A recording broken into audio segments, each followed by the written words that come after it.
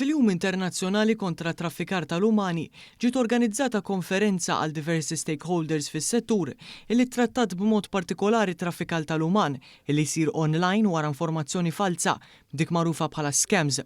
F'din il-konferenza d-direttur tal-Aġenzija Appoġġ Svetlana Buttigieg spjegat li din il-konferenza jitqajjem aktar għarfien tal-problemi illi qed jiġu miegħu l-użu tat-teknoloġija. Spjegat li hemm diversi tipi ta' traffikar tal-umani li ma jinkludux violenza fiżika iżda xorta waħda għandhom effetti negattivi fuq il-vittmi. Appellat biex kulħadd iqis dak li jkun qed jara fuq il-midja soċjali u jivverifika r-realtà tal-kontenut filwaqt li ħares il-privatezza u s-sigurtà tiegħu. Jekk ma jirsqux għall-għajnuna, it-traffikant ħajkollu kontrolli kbar fuqhom u jispiċċaw ma jħorġu qatt minn dan il-crime.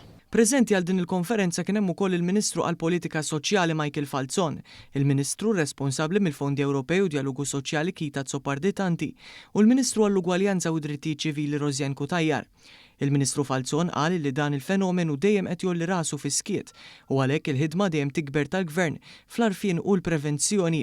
Saħaq fuq l-importanza li kull persuna jkun ħieles u appella sabiex kull minnu vittma ma jibżax jersaq il-qudiem u jfittex l-għajnuna. Il-Ministru Zzoparditanti saħaq li fin-nofs ta' dan kollu hemm ħajja ta' umani li jeħtieġ tkun protetta għall-aħħar mhux lanqas dawk vulnerabbli. Innota kif se tkompli ssir ħidma biex Malta ikollha aktar fondi Ewropej biex tkun tista' tqajjem aktar għarfien u ssir il-ġustizzja meħtieġa. Dan filwaqt li l-Ministru Kutajjar qalet li traffikar tal-bnedmin huwa attakk dirett fuq id-drittijiet fundamentali tal-bniedem. Saħqet li kull politika u azzjoni kontra traffikar għandha tkun ibbażata fuq ir-rispett tad-drittijiet tal-bniedem, il-protezzjoni tal-vittmi u loti ta' appoġġ biex dawn jerġgħu jibnu ħajjithom. Fit-tmiem il-konferenza wassal il-ħsibijiet tiegħu wkoll il-Kap Eżekuttiv tal-FSWS Alfred Grixti illi wkoll innota li l-Fondazzjoni ma tifukax biss fuq dak illi hu evidenti fis-sitwazzjoni imma ssir ħidma akbar biex jiġu identifikati problemi emerġenti.